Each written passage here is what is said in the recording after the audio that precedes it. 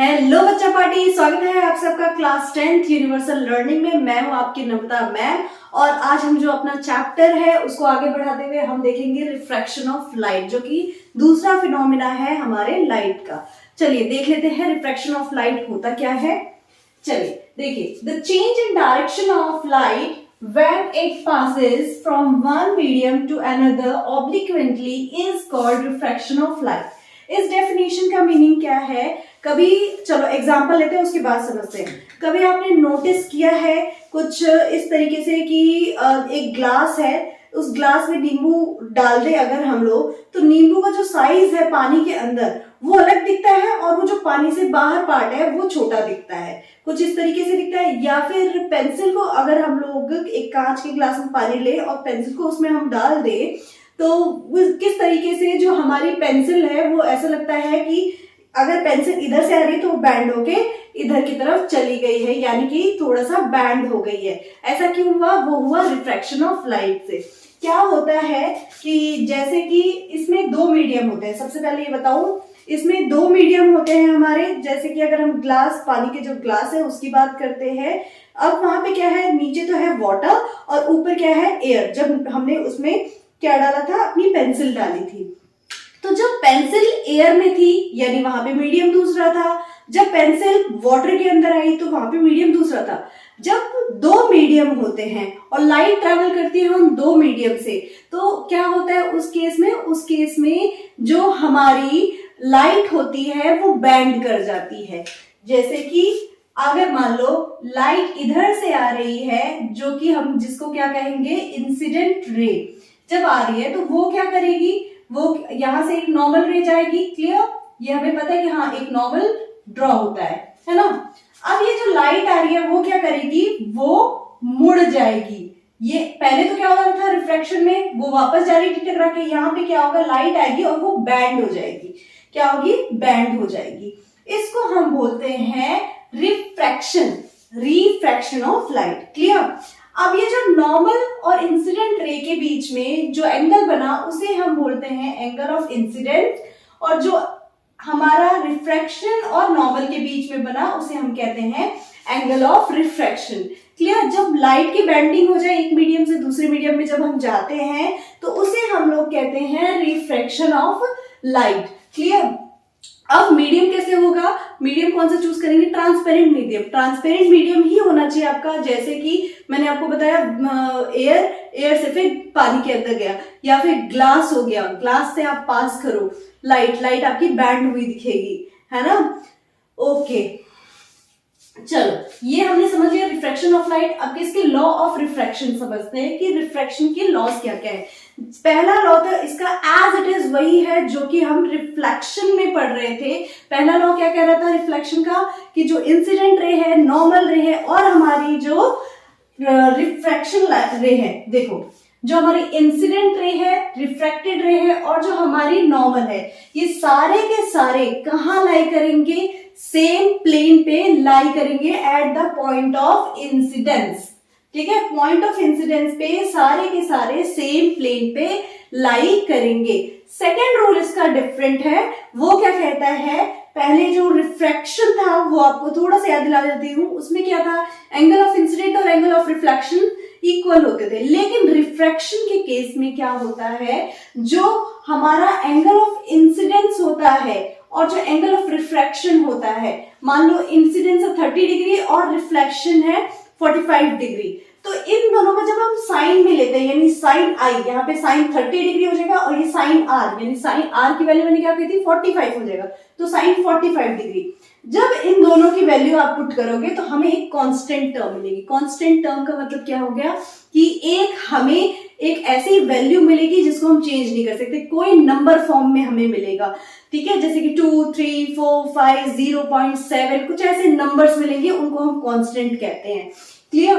तो जब साइन आई और साइन आर का हम लोग रेशियो निकालते हैं तो वो हमें कांस्टेंट मिलता है। हमारा सेकंड जो लॉ ऑफ रिफ्रैक्शन है वो ये कहता है। और ये जो हमारी ये जो इक्वेशन है इसे हम क्या कहते हैं, स्नेल लॉ ऑफ रिफ्रैक्शन। इसे हम क्या कहते हैं, Snell law of refraction. Clear? अब अब इसके बाद से हम लोग रूल्स पढ़ेंगे रिफ्रैक्शन का, क्योंकि अभी आपके दिमाग में ये भी तो आया होगा कि भाई ये जो रिफ्रैक्टेड रे है वो भाई कितनी दूर जाएगी नॉर्मल के कि पास आएगी, कैसे पता चलेगा, वो रूल्स हम लोग देख लेते हैं और साथ ही साथ हम देखेंगे refraction through rectangular glass slab. Rules of refraction देखेंगे क्या होगा। यहाँ पे जैसे कि मेरा कोई भी हम लोग ले लेते हैं, यहाँ पे जो ऊपर है मान लेते हैं ये एक रेयरर मीडियम है। रेयरर मीडियम सबसे ज्यादा कौन सा होता है, एयर होता है। तो मैं मान लेती हूँ एयर से फिर कहाँ जा रहा है, ग्लास के अंदर हमारे लाइट जो है पास कर रही है। यहाँ पे हमारे दो मीडियम हो गए। ग्लास क्या है हमारा, एक डेंसर मीडियम है। ओके, रेयरर डेंसर, ठीक है। एयर सबसे ज्यादा हमारा रेयरर मीडियम है और जो हमारा ग्लास है वो एयर के कंपैरिजन में डेंसर मीडियम है। अब क्या होता है, अब जब लाइट एयर से पास कर रही है, जैसे कि मान लो आपकी पेंसिल ही क्यों नहीं आ रही है, तो यहाँ पे जो मेरी इंसिडेंट रे आई, यहाँ पे मेरी इंसिडेंट रे आई, तो यहाँ पे एक बनेगा हमारा, क्या बनेगा, साथ में ही इसके परपेंडिकुलर में नॉर्मल बनेगा, है ना, नॉर्मल बनेगा। अब इस केस में क्या होगा, जब रेयरर से डेंसर में, यहाँ पे मैं लिख देती हूँ, रेयरर से डेंसर में हमारी लाइट जब एंटर करती है तो उस केस में जो हमारी लाइट रिफ्रैक्ट होती है यानी मुड़ती है, वो कहां पास में जाती है, यहाँ पे मेरा एंगल ऑफ इंसिडेंस बनेगा। अब ये नॉर्मल है मेरा, नॉर्मल, ये जो लाइट मुड़ेगी वो कहां रिफ्रैक्ट होगी, वो रिफ्रैक्ट होगी हमारा टुवर्ड्स नॉर्मल, नॉर्मल के पास में। जब रेयरर से डेंसर में पास करेगी तो हमारी जो रिफ्रैक्शन होगी वो कहां होगी, हमारी रिफ्रैक्शन होगी टुवर्ड्स नॉर्मल, नॉर्मल की तरफ होगी। मान लो एंगल ऑफ इंसिडेंस अगर 45 डिग्री है तो नीचे रिफ्रैक्शन क्या हो गया, 45 डिग्री से कम ही होगा। Clear, in case of rarer to denser. Second case है, अगर हमारा ऊपर मान लेते हैं डायमंड है, डायमंड क्या होता है, सबसे ज्यादा डेंसर मीडियम होता है, ये याद रखो। एयर सबसे ज्यादा रेयरर होता है और डेंसर कौन सा होता है, डायमंड होता है। कंपैरेटिव टू देखते हैं, डायमंड के कंपैरिजन में अगर हम ग्लास को देखेंगे तो डायमंड के कंपैरिजन में जो ग्लास होता है वो रेयरर में, यानी दो लोगों को जब हम कंपेयर करते हैं, दो थिंग को कंपेयर करते हैं तो वो रेयरर और डेंसर होता है। और वो कंपैरिजन कैसे होता है, वो कंपैरिजन होता है रिफ्रैक्टिव इंडेक्स से, जो कि हम लोग पढ़ेंगे अभी। देखो डेंसर क्या है, डेंसर मीडियम हमने लिया है सबसे पहले, यानी डायमंड से कोई लाइट आ रही है, ठीक है, और वो डायमंड से आके कहां पे जा रही है, एयर में जा रही है। मान लो ये क्या है हमारा, रेयरर मीडियम है। सबसे ज्यादा रेयरर मीडियम कौन सा है, एयर है, और डायमंड सबसे क्या है, डेंसर मीडियम है। अब हमारी जो एंगल ऑफ हमारी जो इंसिडेंट रे है वो आई, यहां से हमने नॉर्मल ड्रॉ किया, एंगल ऑफ इंसिडेंट क्रिएट किया। अब ये जो लाइट रिफ्रैक्ट होगी तो वो क्या होगी, अवे हो जाएगी। जो हमारी रिफ्रैक्टेड रे है वो क्या होगा, अवे हमारी जाएगी नॉर्मल से, ठीक है। तो डेंसर से अगर हम लोग रेयरर में जा रहे हैं, हमारी लाइट रेयरर में जा रही है, तो जो हमारा रिफ्रैक्टेड रे है वो अवे जाएगा नॉर्मल से। रिफ्रैक्टेड रे मूव अवे फ्रॉम नॉर्मल। और इस केस में क्या हो रहा था, रिफ्रैक्टेड रे मूव टुवर्ड्स नॉर्मल, यानी अगर यहाँ ये 45 डिग्री है तो एंगल ऑफ रिफ्रैक्शन क्या होगा, 45 डिग्री से ज्यादा होगा। ये चीज याद रखना, क्योंकि अभी जब हम आगे पढ़ेंगे ये नेक्स्ट चैप्टर भी जो है हमारा ह्यूमन आईज से रिलेटेड, उसमें भी आपका प्रिज्म जब हम पढ़ेंगे कॉन्सेप्ट तो वहां पे भी ये काम आने वाला है। तो इसको याद रखिएगा, जब रेयरर से डेंसर में जाता है तो जो हमारी रिफ्रैक्टेड रे है वो नॉर्मल के पास जाती है, और जब डेंसर से रेयरर में जाता है तो हमारी रिफ्रैक्टेड रे नॉर्मल से दूर जाती है। Clear, okay. इसके बाद हम लोग देखेंगे अपना refraction through a glass slab. क्या देखेंगे हम लोग, रिफ्रैक्शन, अच्छा इसी के आगे लिख देती हूं मैं, refraction through rectangular glass slab. अच्छा क्या होता है ये रेक्टेंगुलर ग्लास स्लैब, आपको बहुत सारी शॉर्ट्स वीडियो यूट्यूब पे भी देखने को मिल जाएंगी इसमें क्या होता है, एक क्यूबॉइड ले लो जो कि ग्लास शेप, ग्लास का बना हो, कैसा, उसको हम बोलते हैं रेक्टेंगुलर ग्लास स्लैब, ठीक है। क्यूबॉइड शेप का छोटा सा आपका ग्लास होता है, एक ग्लास स्लैब होता है। ओके, अब क्या करना है, अगर आप इसकी एक्टिविटी भी करना चाहते हैं तो आपको रेक्टेंगुलर ग्लास स्लैब की आप शॉर्ट्स में देखेंगे तो आपको बहुत सारी ऐसी वीडियोस देखने को मिल जाएगी जिसमें एक व्हाइट कलर की शीट नीचे बिछाई गई है, उसके ऊपर रेक्टेंगुलर ग्लास जो स्लैब है वो रखा जाता है। अच्छा, उसमें किस तरीके से होता है, रेक्टेंगुलर, ये है हमारा रेक्टेंगुलर ग्लास स्लैब, क्लियर। ये है हमारा, बाहर क्या है, एयर है, एयर है तो इसका मतलब कौन सा मीडियम है, डेंसर मीडियम है। कौन सा मीडियम है, डेंसर मीडियम है। अब ये ग्लास है तो ग्लास क्या है, सॉरी ये हमारा रेयरर मीडियम है, नॉट डेंसर है, ये रेयरर मीडियम है। अब ये ग्लास है, ग्लास कौन सा मीडियम है, डेंसर मीडियम है ना। और फिर से ग्लास से कहां आ रहा है, एयर में, तो ये एयर फिर से क्या हो गया, रेयरर मीडियम हो गया। यहाँ पे आप देखो, रेयरर से डेंसर, डेंसर से फिर रेयरर। अब एक हमने इस ग्लास स्लैब से किया कि एक हमारी लाइट को हमने पास करवाया, इसका नाम हमने बोला ये क्या है, इंसिडेंट रे है। ये क्या है, हमारी इंसिडेंट रे है, यही कहा हमने, ठीक है। अब क्या होगा, एक नॉर्मल ड्रॉ होगी, यही होगा जिसको मैं N1 नाम दे रही हूं। क्या नाम दे रही हूं, N1। N1 क्या है, मेरा नॉर्मल है, क्लियर। नॉर्मल कैसा होता है, परपेंडिकुलर ही होता है। अच्छा ये बताओ, रेयरर से डेंसर में आ रही है, तो रेयरर से जब डेंसर में आती है तो लाइट टुवर्ड्स नॉर्मल होती है या अवे फ्रॉम नॉर्मल होती है, टुवर्ड्स नॉर्मल होती है। तो अब ये जो हमारा रे आएगा, ये जो है वो क्या होगा, बैंड हो जाएगा, ये रिफ्रैक्टेड रे है। क्या है, रिफ्रैक्टेड रे है। तो हमारा ये रिफ्रैक्टेड रे बन गया, क्लियर। लाइट ऐसे पास कर गई ग्लास स्लैब के अंदर, क्योंकि रेयर से डेंसर में आई है। अब यहाँ पे मेरा क्या बना है, एंगल ऑफ इंसिडेंस, और यहाँ पे क्या बना है, इसको थोड़ा सा मैं बड़ा कर लेती हूँ क्योंकि दिख नहीं रहा, ये बना है एंगल ऑफ रिफ्लेक्शन। तो इसको मैं बोल सकती हूँ एंगल ऑफ इंसिडेंस, और इसे हम कह सकते हैं एंगल ऑफ रिफ्रैक्शन, क्लियर। अब क्या होगा, अब जब लाइट ट्रांसपेरेंट मीडियम है, ये ध्यान देना, ग्लास भी ट्रांसपेरेंट है, एयर भी ट्रांसपेरेंट है। अब क्या होगा, ये यहां पे आई है तो अब इसके पास, ग्लास के पास तो रुकेगी नहीं है सिर्फ, वो तो आगे भी जाएगी, उसको आगे भी रास्ता मिल रहा है। आगे क्या है, एयर है। अब क्या करेगी वो, फिर से आप देखो, फिर से क्या ड्रॉ होगा, एक नॉर्मल ड्रॉ होगा जिसको हम N2 नाम दे रहे हैं। N2 भी क्या है, मेरा नॉर्मल है। N1 और N2 क्या है, हमारे नॉर्मल है। अच्छा, यहां पे आप बताओ, डेंसर से रेयरर में जा रहा है, तो डेंसर से जब रेयरर में जाएगा तो क्या हो जाएगी हमारी लाइट, कहां जाएगी, अवे फ्रॉम द नॉर्मल। तो ये नॉर्मल से जो भी एंगल ऑफ नॉर्मल से क्या जाएगी, अवे जाएगी। ओके, अब ये जो रिफ्रैक्टेड रे से ये थर्ड मीडियम में जो एंटर किया ना, इसको हम क्या बोलेंगे, अगर इसको हम रिफ्रैक्टेड रे कह रहे हैं तो ये ऊपर भी तो रिफ्रैक्टेड रे ही है ना। तो क्या कहेंगे इस केस में, जब 3 बार लाइट मुड़ रही है तो एक होता है इंसिडेंट रे, एक होता है रिफ्रैक्टेड रे, और ये जो थर्ड बार फिर से रिफ्रैक्ट हुआ है इसको हम बोलते हैं इमर्जेंट रे, ER। इसको हम कहते हैं इमर्जेंट रे, क्लियर। और जो ये एंगल बनता है इमर्जेंट रे और साथ ही साथ नॉर्मल के साथ, उसको हम बोलते हैं एंगल ऑफ इमर्जेंस, ठीक है,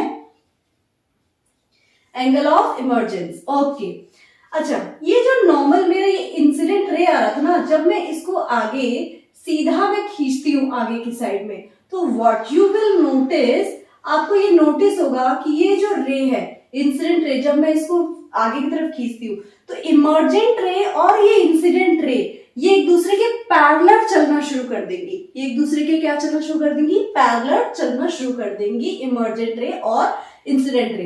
तो दोनों के बीच में क्या होगा, एक डिस्टेंस होगा, दोनों के बीच में क्या होगा, एक डिस्टेंस होगा जिसको हम बोलेंगे d, जिसको हम बोलेंगे d।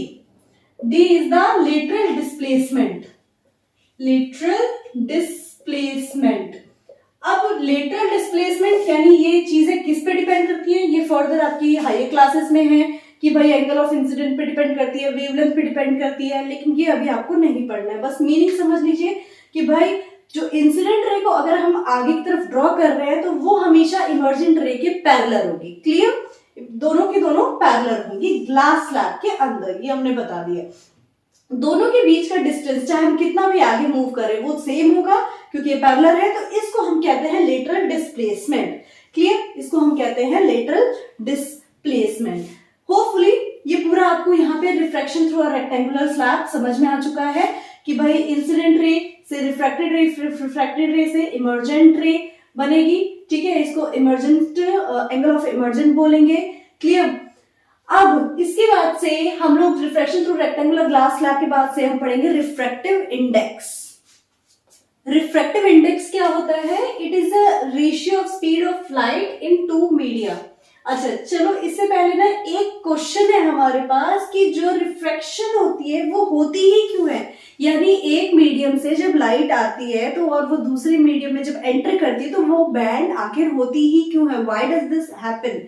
देखो, जो स्पीड, एक लाइट की एक स्पीड होती है अपनी, लेकिन वो जो स्पीड होती है हर मीडियम में डिफरेंट होती है। जैसे कि हम खुद अगर हम दौड़ रहे हैं, सिंपली दौड़ रहे हैं, तो हमको कोई प्रॉब्लम नहीं है, लेकिन वही अगर हमारे पैरों में कुछ हैवी चीज बांध दी जाए तो और उसके बाद कहा जाए तो आप दौड़ो, तो व्हाट विल हैपन? हम धीरे दौड़ेंगे, सीधी सी बात है ना? उसी तरीके से जब लाइट एक मीडियम में पास कर रही है तो उसकी लाइट अलग, उसकी स्पीड अलग होगी, और जब वो दूसरे मीडियम में एंटर कर रही है तो वहां पे लाइट की स्पीड चेंज हो जाएगी। तो refraction occurs due to the change in speed of light in different medium. Different medium में डिफरेंट स्पीड होती है लाइट की। ठीक है, क्लियर? इसलिए रिफ्रैक्शन होती है। This occurs due to the, this happens due to change in speed of light in medium के अंदर जो लाइट की स्पीड है वो चेंज हो जाती है, इस वजह से रिफ्रैक्शन हमारी होती है। क्लियर? तो अब रिफ्रैक्टिव इंडेक्स क्या होता है इसकी, अब इसको समझते हैं। देखो, जैसे कि हमने कहा कि जो स्पीड ऑफ लाइट है वो डिफरेंट मीडियम में डिफरेंट होती है। अब जैसे कि मैं एक मीडियम ले लेती हूँ कि यहाँ पे मेरा रेयरर है मीडियम और नीचे क्या है? डेंसर मीडियम है। ये जो रेयरर है, मान लो ये एयर ले लिया यहाँ पे मैंने और ये ग्लास ले लिया। जब यहाँ पे लाइट आ रही थी तो इसकी स्पीड क्या थी? अलग थी। जब यहाँ पे ये एंटर की, इसको मैंने मीडियम 1 लिया है, this is my medium 1 and this is my medium 2. Clear? Medium 1 medium 2 क्यों ले रही हूँ? मान लो ये अभी हटाती हूँ मैं, रेयर ये नाम हटा रही हूँ, ये मीडियम 1 में, ये मीडियम 2 में एंटर कर गया। ठीक है, तो जब इन दोनों मीडियम में इसकी स्पीड का और इसकी स्पीड का हम लोग देखेंगे तो इनका रेशियो क्या होगा, उसको हम कहते हैं रिफ्रैक्टिव इंडेक्स। जैसे कि मीडियम, अगर हम n लिखते हैं, इसको डोनेट करते हैं रिफ्रैक्टिव इंडेक्स को n से 2 1। अगर हमने आगे 2 लिखा है तो हमारा स्पीड क्या होगा? सबसे पहले स्पीड ऑफ लाइट की जो स्पीड है वो किस में होगी? इन मीडियम 2 में होगी, इसीलिए हमने 2 ऊपर लिखा है। रेशियो किसके साथ लेंगे? उसी स्पीड ऑफ लाइट का, जब हमारी लाइट किस में होगी? मीडियम 1 में होगी। क्लियर? तो दो रेशियो स्पीड ऑफ लाइट की जो डिफरेंट मीडियम में रेशियो लेते हैं उसे हम रिफ्रैक्टिव इंडेक्स कहते हैं। ऑब्वियस सी बात है, इसकी जो वैल्यू आएगी वो क्या आएगी? हमारी एक कांस्टेंट वैल्यू होगी। सिमिलरली अगर मैं बोलूं कि नहीं, मुझे मीडियम 1 के ऊपर चाहिए और मीडियम 2 के नीचे चाहिए, तो रिस्पेक्टिवली ये चेंज हो जाएगा। 1 आगे लिखेंगे, 2 पीछे लिखेंगे, तो क्या होगा? Speed of light in medium 1 divided by क्यों? क्योंकि रेशियो है, तो speed of light in medium 2। Clear? Clear है? समझ में आ गया? ओके। अब देखो, एक वर्ड होता है एब्सोल्यूट रिफ्रैक्टिव इंडेक्स। इसको ये क्या होता है? सबसे पहले ये जान लो, जो हमारी स्पीड ऑफ लाइट होती है ना, वो वैक्यूम के अंदर बहुत तेज होती है।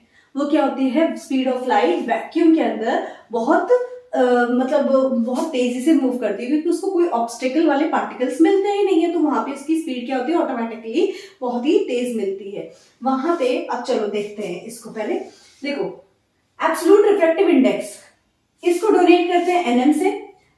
जब रिफ्रैक्टिव इंडेक्स अगर हमारा ऊपर की साइड में एयर में हम मीडियम ले रहे हैं, हमारा कोई भी मीडियम है, नीचे का मीडियम टू कोई भी है, चाहे वो ग्लास है, चाहे वो डायमंड है, चाहे कैरोसिन है, चाहे वाटर है, कुछ भी है, लेकिन अगर वो एयर से और दूसरे मीडियम में पास कर रहा है तो उसके रिफ्रैक्टिव इंडेक्स को हम लोग बोलते हैं एब्सोल्यूट रिफ्रैक्टिव इंडेक्स।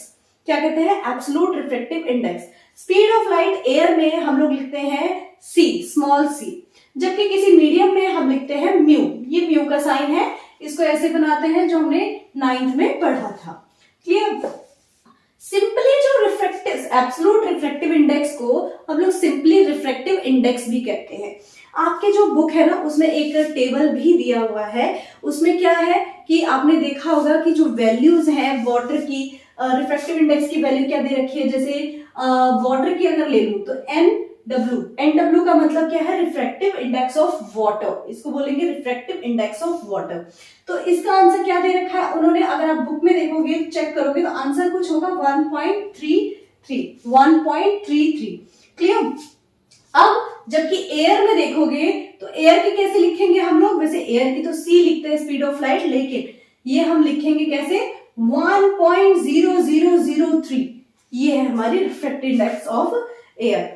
अच्छा एक बार ओके चलो एक और एग्जांपल लेते हैं हम लोग, डायमंड का लेते हैं, डायमंड का, ठीक है, ताकि ज्यादा अच्छे से आपको समझ में आ सके। ये कुछ है 3.42, डायमंड का जो रिफ्रैक्टिव इंडेक्स है 3.42, आप अपने टैबुलर फॉर्म में देख लीजिएगा। अब यहाँ पे देखो, अब ये जो है ना मेरा रिफ्रैक्टिव इंडेक्स NW, जिसको हमने लिखा हुआ है रिफ्रैक्टिव इंडेक्स ऑफ वाटर, इसका मतलब क्या है, इसका मतलब मैंने अभी आपको कहा कि एब्सोल्यूट रिफ्रैक्टिव इंडेक्स को सिंपली रिफ्रैक्टिव इंडेक्स भी कहा जाता है। तो इसका मतलब ये है कि speed of light in air का रेशियो है speed of light in water, ये वैल्यू उसकी है, speed of light in air divided by speed of light in water, ये है। क्लियर, 1.33। ओके, उसी तरीके से डायमंड के लिए बोलेंगे speed of light in air divided by speed of light in medium, ये है मेरा डायमंड का रिफ्रैक्टिव इंडेक्स। क्लियर, ये हो गया हमारा इसका मीनिंग। अब यहाँ पे देखो, समझो रेयरर और डेंसर जो बार बार हम बोल रहे हैं, ये क्या है। देखो, जिसका रिफ्रैक्टिव इंडेक्स जितना कम होगा, जितनी ज्यादा वैल्यू रिफ्रैक्टिव इंडेक्स की कम होगी, वो उतना ही ज्यादा रेयरर होगा। यानी ये है रेयरर। अगर मैं वाटर के साथ कंपेयर कर रही हूं तो वाटर क्या हो गया, इसके लिए डेंसर हो गया, ठीक है।